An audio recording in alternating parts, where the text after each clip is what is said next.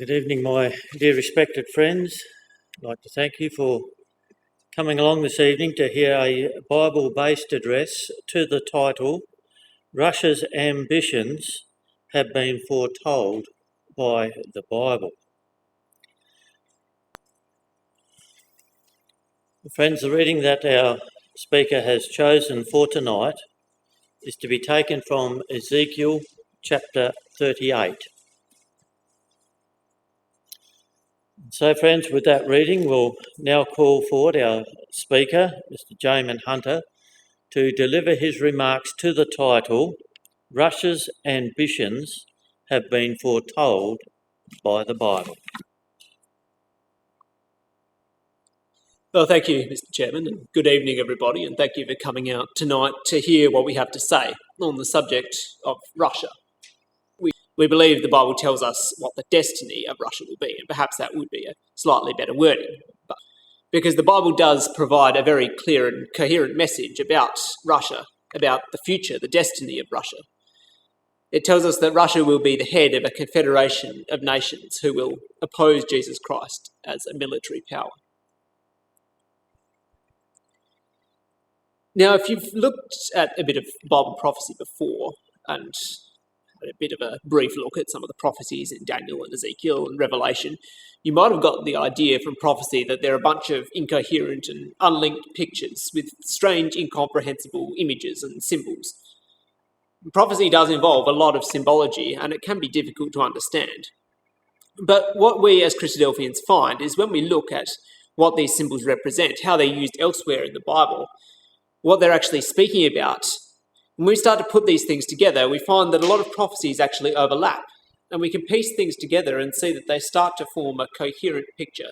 They give us a coherent symbol, a coherent signal, They give us confidence that our interpretation of prophecy is correct and that these things will be fulfilled. And we'll see how that plays out in the prophecy of Ezekiel 38 tonight. But to start with, we're going to look at another prophecy from the book of Daniel, Daniel chapter 2. And we might turn there now because we'll spend some time in Daniel chapter 2. It's just over a few pages.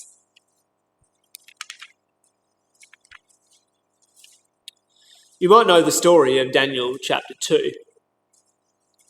Nebuchadnezzar, the king of the Babylonians, came and fought against the city of Jerusalem and took the Jews captive into Babylon. And among those captives was a young man named Daniel. And Daniel was to become one of the wise men, one of the advisors to the king of Babylon, to Nebuchadnezzar.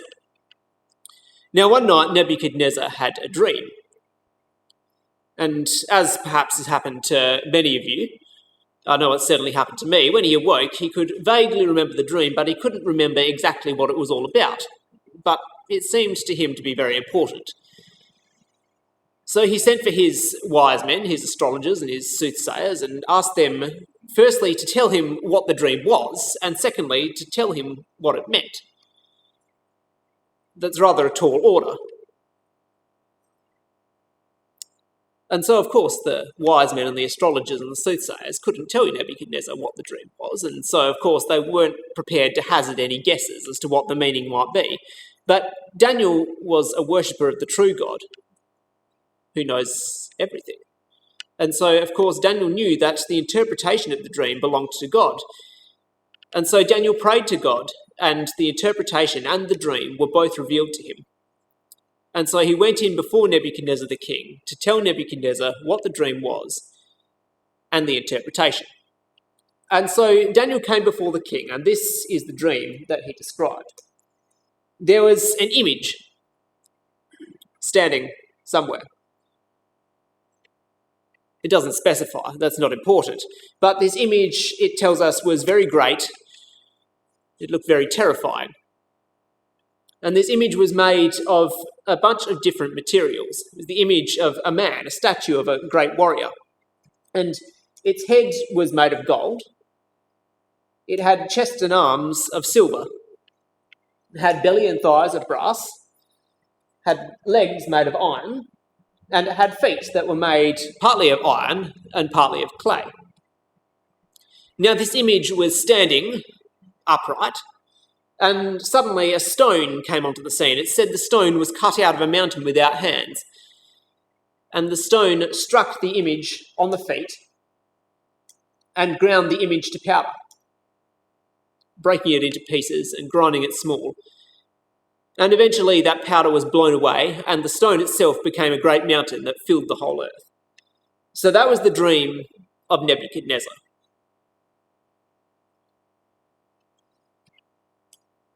So this was a prophetic dream. What's interesting about this chapter is, unlike a lot of prophecies, we're given the interpretation of the prophecy in the same chapter.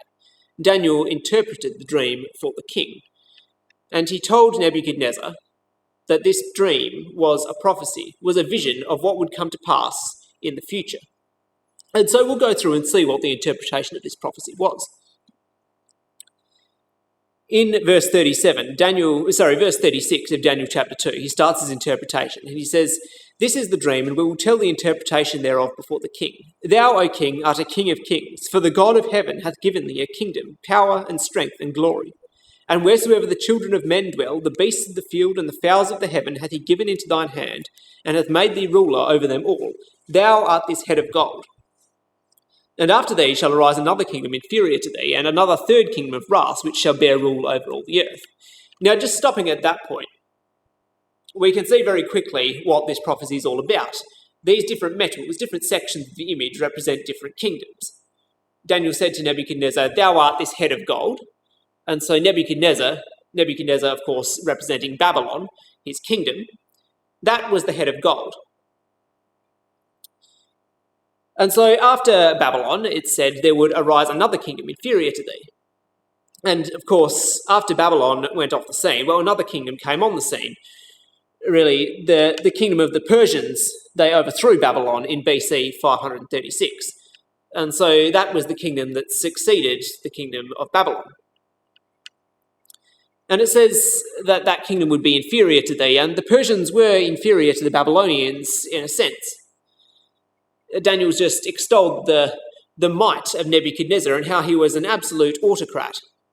The kings of the Persians weren't autocrats, they were bound by their own laws. So whereas Nebuchadnezzar, as king of the Babylonians, could make any law and break any law that he liked, the Persians had to abide by their own sayings. And so in that sense, the Persian kings were inferior to the Babylonian kings. So that was the first two. The head of gold was Babylon, and the chest and arms of silver was the Persian kingdom. The third one, another third kingdom of brass, which shall bear rule over all the earth. Well, the kingdom that succeeded the Persians was the Grecians. There was Alexander the Great, who conquered Persia in BC 334, and thus his empire was the successor.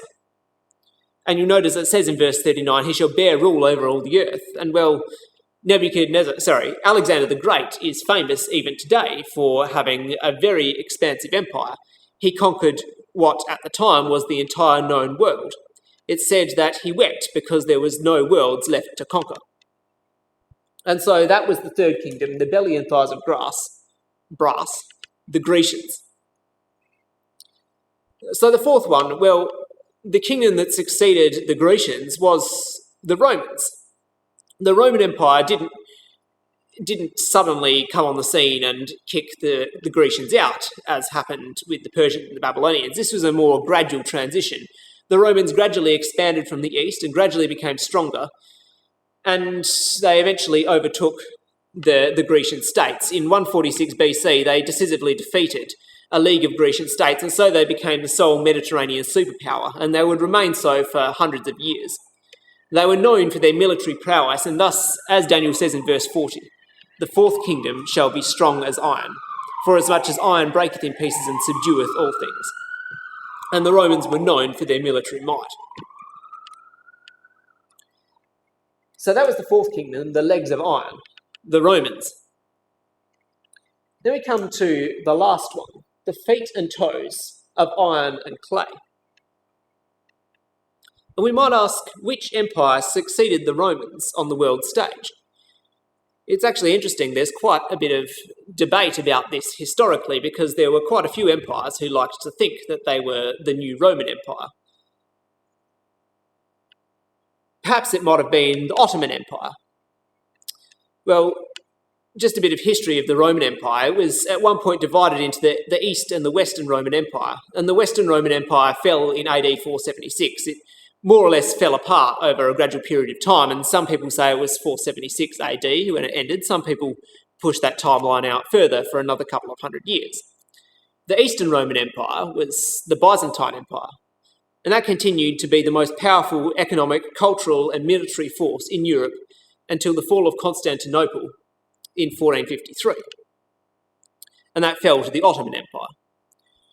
So was it the Ottoman Empire that was the feet and toes of iron and clay?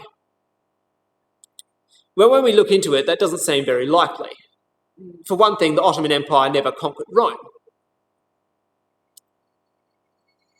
But looking at what the prophecy actually says, it says in verse 41, "And whereas thou sawest the feet and toes, part of potter's clay and part of iron, the kingdom shall be divided, but there shall be in it of the strength of the iron, for as much as thou sawest the iron mixed with miry clay."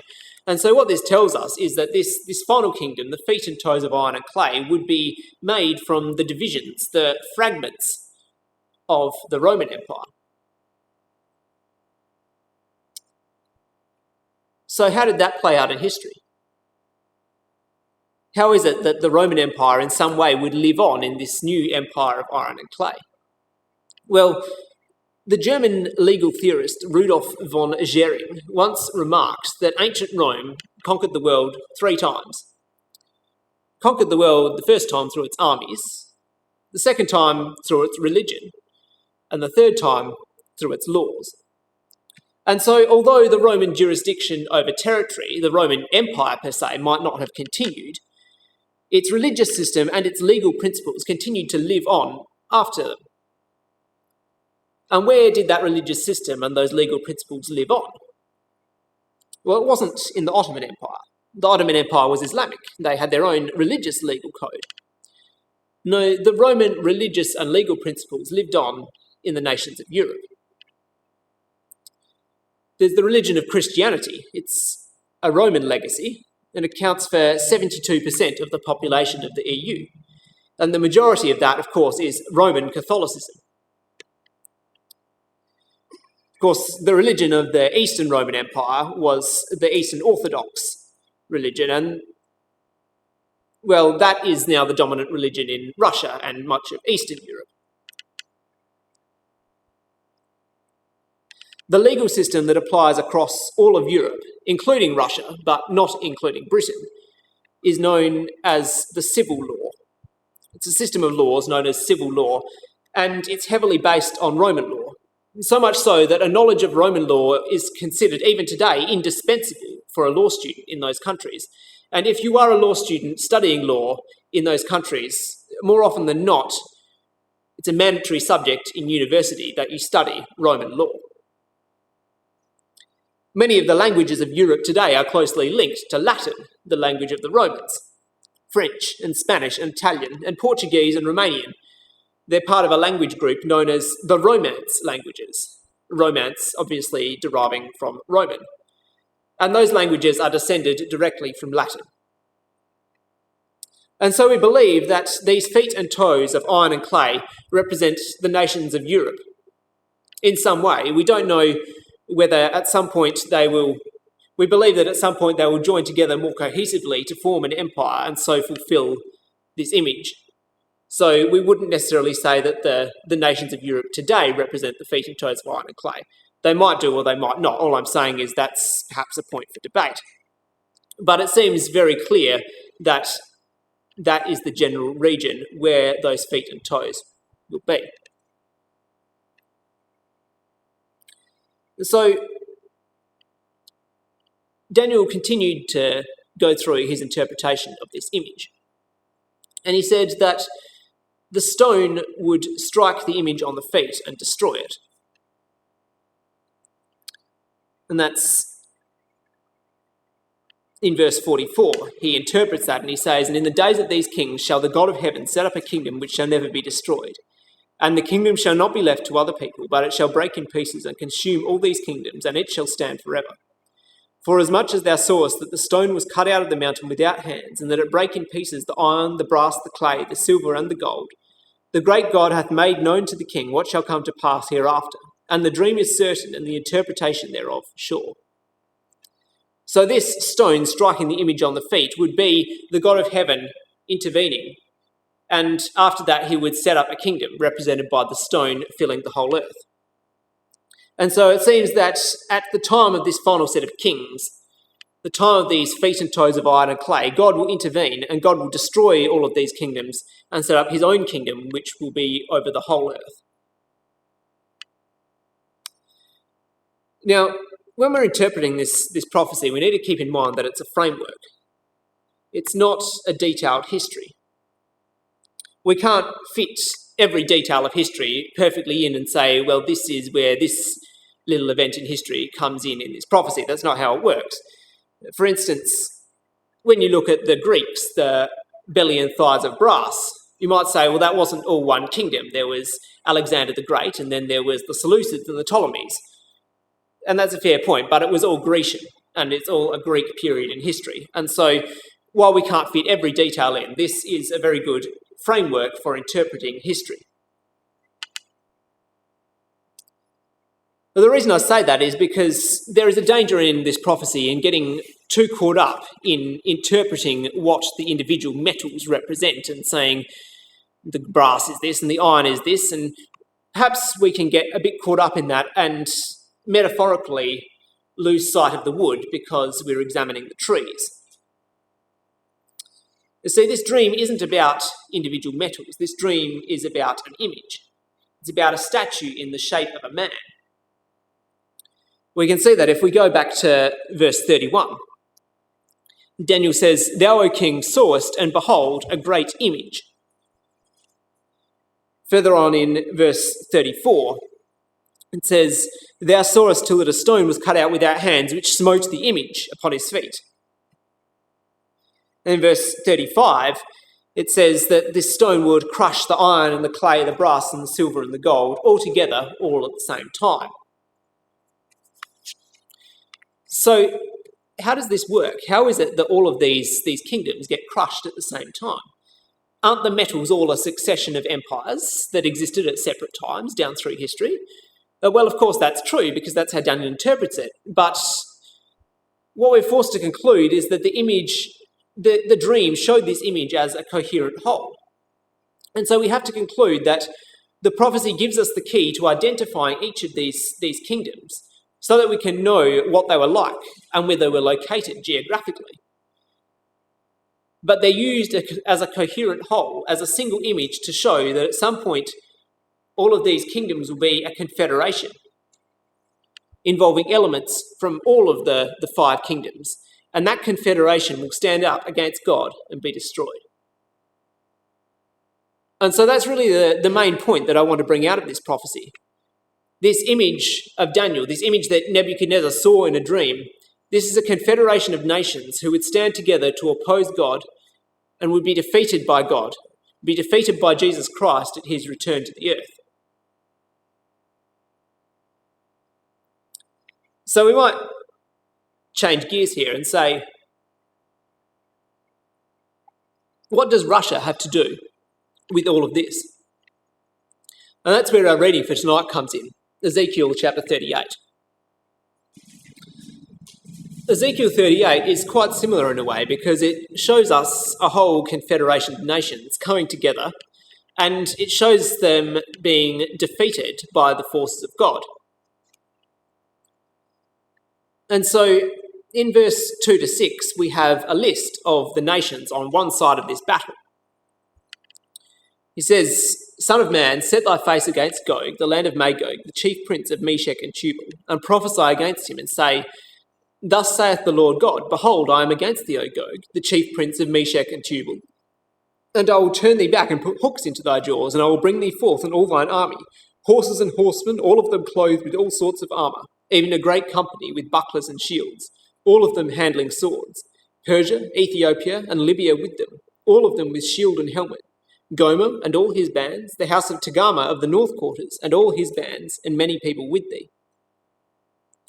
So that's the nations on one side of this battle, this confederacy of nations, and these are the ones who are destroyed by the forces of God, as we're told further on in the chapter. In verse 8, we're told that this confederation of nations would come against Israel. It says, "After many days thou shalt be visited. In the latter years thou shalt come into the land that is brought back from the sword, and is gathered out of many people, against the mountains of Israel, which have been always waste. But it is brought forth out of the nations, and they shall dwell safely, all of them." So we've seen over the last 100 years or so that the nation of Israel has been brought back from dispersion around the world. They were dispersed throughout the nations of Europe, throughout the nations of America and Australia. But they've been, by and large, brought back into the land of Palestine and been made the nation of Israel again. And so these are the people that have been brought back from the sword and gathered out of many people. And this is the land that this confederacy comes against. And then in verse 13, we have details of the opposition to this confederacy: Sheba and Dedan and the merchants of Tarshish, and so on and so forth. But the question is, who are these nations? Who do they represent? Well, we can start with verse 2. Because it seems like, it says, "Son of man, set thy face against Gog, the land of Magog, the chief prince of Meshech and Tubal." So it seems that this Gog, whoever he is the leader of this confederacy. When we look at the Hebrew, Gog is actually a title. It means the one at the top. And so it seems that Gog is a specific person who will be at the head of all of these nations. Now, who are these nations? Well, look at verse 2. It says, "Gog, the land of Magog, the chief prince of Meshech and Tubal." The chief prince. When we look at that in Hebrew, what we find is that the word chief should actually be a proper noun. It's the Hebrew word rosh. And so, as other translations have it, it should read, "Set your face against Gog, the land of Magog, the prince of Rosh, Meshech and Tubal." And there's other translations which are very similar to that. So we believe that should be a proper noun. And when we look at the historians, well, the historian Bocart says that Rosh is the most ancient form under which history makes mention of Russia. The Rosh, or Rus, were a Scythian nation bordering on the Taurus, answering initially to the territory of Ukraine, and then northwards to the steppes. There's other reasons that we could bring in support of that interpretation, reasons from history and reasons from geography, to support the idea that Rosh is Russia. We're not going to go into them tonight. We're not going to go into all of these nations in detail, but we can go through a similar process for all of them. We can look at the names that are given in Ezekiel 38 and find out their modern-day equivalents. So there's Gog and Magog, the prince of Rosh, Meshech and Tubal. And what we find is that they correspond to the nations of Russia and Eastern Europe in general. Then in verse 5, we have Persia. Well, Persia is the area of Iran and Iraq and Syria and Pakistan, that area around there. Then in verse 5, we have Ethiopia. Well, that's different to modern-day Ethiopia. It's actually the area of Kush or Sudan. In verse 5 again, Libya. Well, that's modern-day Libya, hasn't changed. And Goma. That's an interesting one. Goma is the area of France and Western Europe. And then there's Togarmah, which is the area around Georgia, Turkey. And so that is the confederacy of nations that comes down against Israel.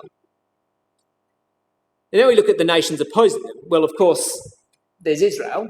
I don't imagine Israel would be on their side, seeing as they're coming against Israel. There's Sheba and Dedan, and those are ancient names for the nations of the Arabian Peninsula, the Gulf states. There's the merchants of Tarshish, and that, if we look at how else that is used throughout the Bible, that seems to represent the nation of Britain. And then there's the young lions of Tarshish, and, well, that represents the Commonwealth nations. They're not all on the map. only perhaps a section of India. The others are elsewhere in the world. So those are the nations that are mentioned in Ezekiel 38 broadly.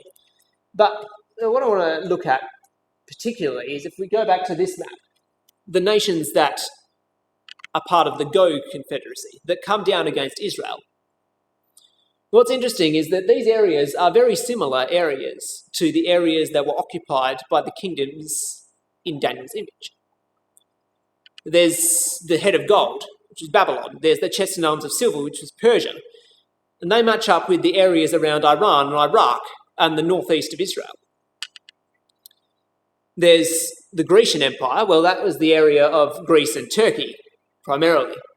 There's the Roman Empire, which is most of this area here, including Italy and southern Europe.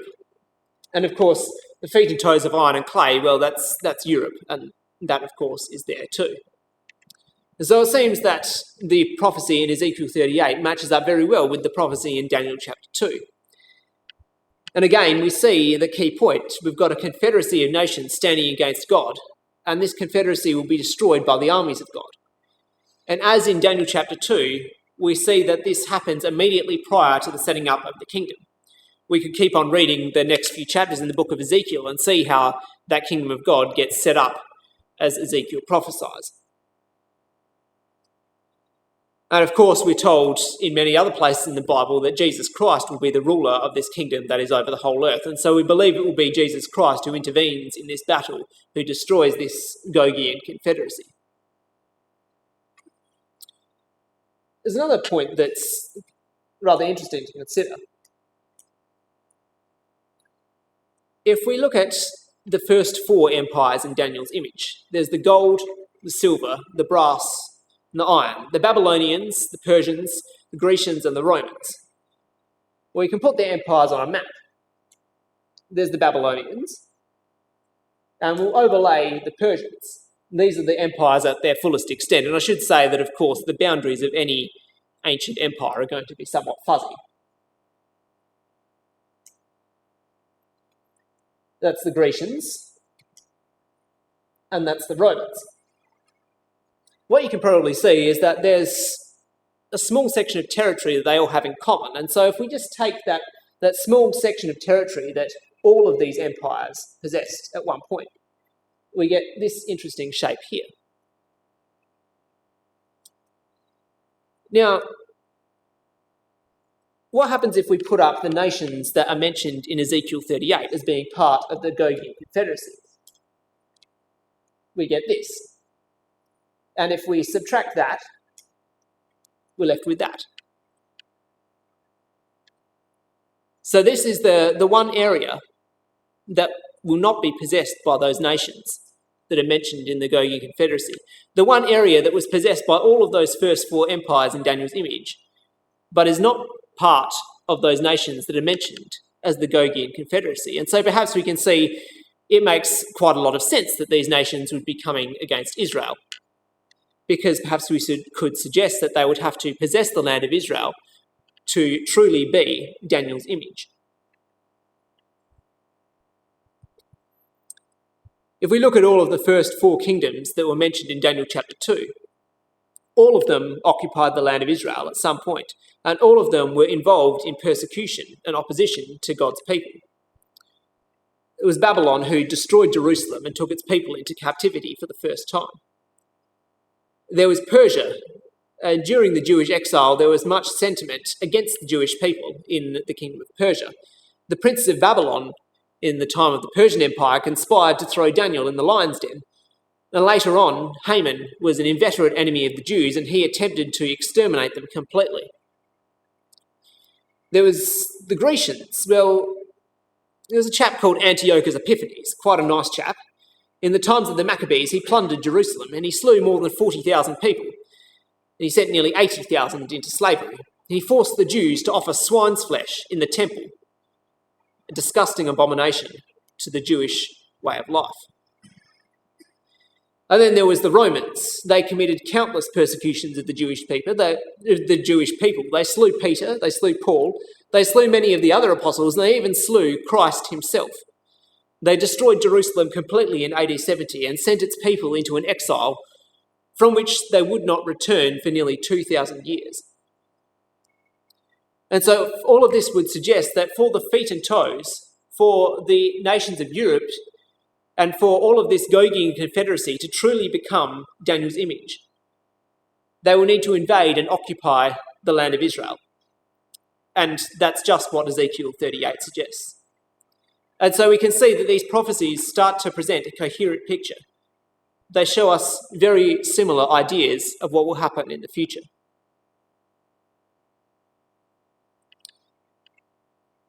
We're not just limited to these two prophecies. There's other prophecies that we could look at. Other prophecies which give us details of this battle, this confederacy. There's Ezekiel 38, which we've already looked at, Daniel chapter 11, Joel chapter 3, Zechariah 14, Revelation 16. And we'll look at a few details from each of those. There's one thing. All of those prophecies that I mentioned speak of a large number of nations who will be involved in this battle of Armageddon.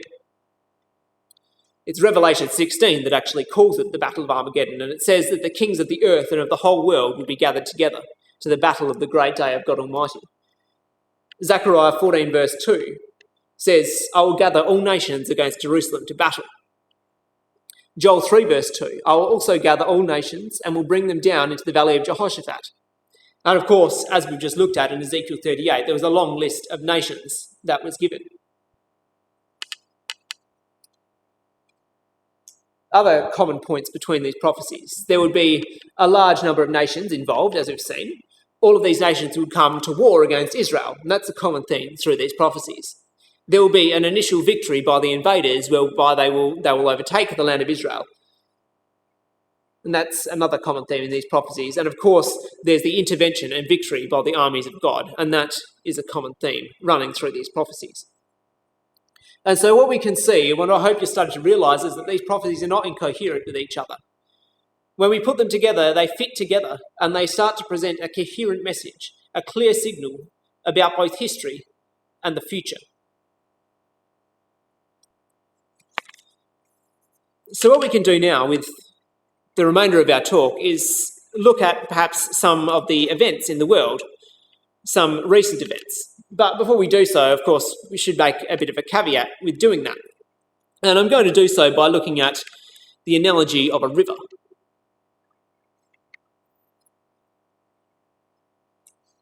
If you think about a river doesn't flow with any specific plan in mind. All that happens is that the water runs down a hill, and at every point it just flows in the direction that's easiest. And I guess you could say that history is very similar, because nations and politicians don't sort of flow necessarily.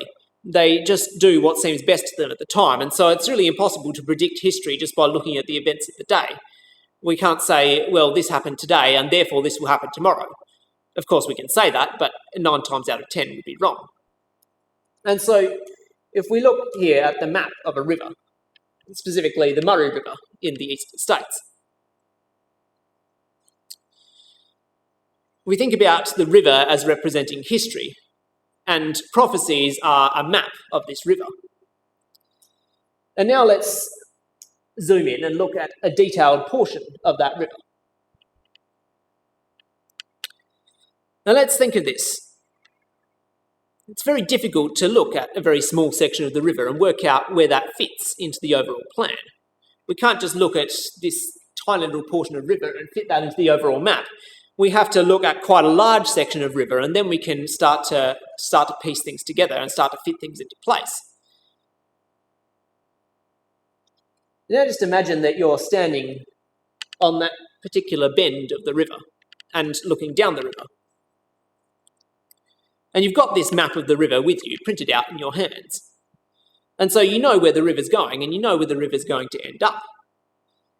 But if you're standing on that bend of the river, can you predict where the river is going to go over the next 5 kilometres, or even over the next 100 metres? Well, of course you can't. And that's the same principle that we need to apply when we're applying current world events to Bible prophecy. because the prophecies tell us where history is going to end up. But the real world, day-to-day history has a way of turning strange corners and doubling back on itself in ways that we would never expect. And so that's why we do not claim to know the personal ambitions of Russia's leadership or even Putin himself. Is he Gog? We don't know. He might be, but then again, he might not. Perhaps we could say a change of leadership in Russia would make Russia more likely to join forces with Europe. The point is, we simply don't know. And so with that caveat, let's look at a few of the longer-term trends, a few longer stretches of river that seem to confirm where this river is going. Over the last 100 years, we've seen the return of the Jews to Palestine and the establishment of the land of Israel. That's something that's very clearly predicted by a lot of Bible prophecies, and we've seen it come to pass. There's a tension between Britain and the rest of Europe. Brexit and the ongoing tension around that are perhaps just a symptom of that.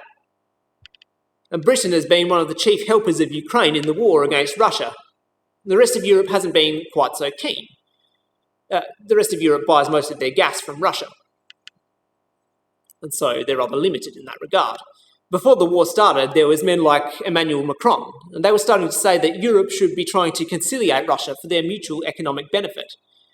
And even now, Mr. Macron is trying not to be too severe against Russia.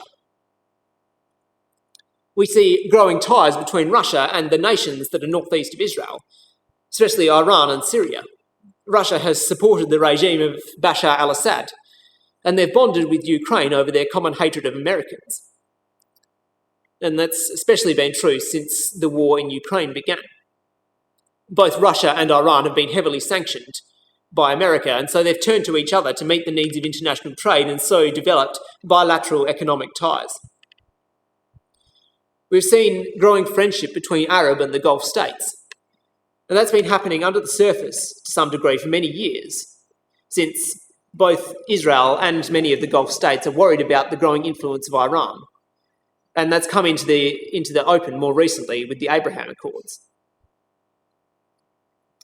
And perhaps just on point number 3 there, one event in the past few weeks, Russia has promised dozens of Sukhoi Su-35 fighter jets. They're going to be delivered to Iran. And these are quite advanced fighter jets. And the article makes the following comments. Iran will soon take delivery of a full squadron of Sukhoi Su-35 fighter jets from Russia. The development is likely to further enrage the West as Tehran and Moscow strengthen their defence and economic cooperation in defiance of broad sanctions and coercive measures. According to media reports citing military experts, Iran will soon receive 24 of the 4th generation twin-engine super manoeuvrable fighter jets that are primarily used for air superiority missions. It's quite a step up in capability for Iran, and perhaps just another sign of this ongoing deepening of friendship ties between Iran and Russia. But perhaps a counterpoint, what about the relations between Russia and Europe? They don't look so good at the moment, perhaps, but they're required to be on the same side by the prophecies of Daniel 2 and Ezekiel 38. And so we believe that that will change in the future. And perhaps we could speculate that if a leader came into power in Russia who was more prepared to conciliate Europe, well, certainly that conciliation would be in the economic interests of both. And perhaps that might happen rather quickly. And that's all speculation. As I said, we simply can't predict where history is going to go in the short term. All we can say for sure that this is what the Bible says. And so at some point in the future, the river will turn and Daniel's image will start to stand on its feet.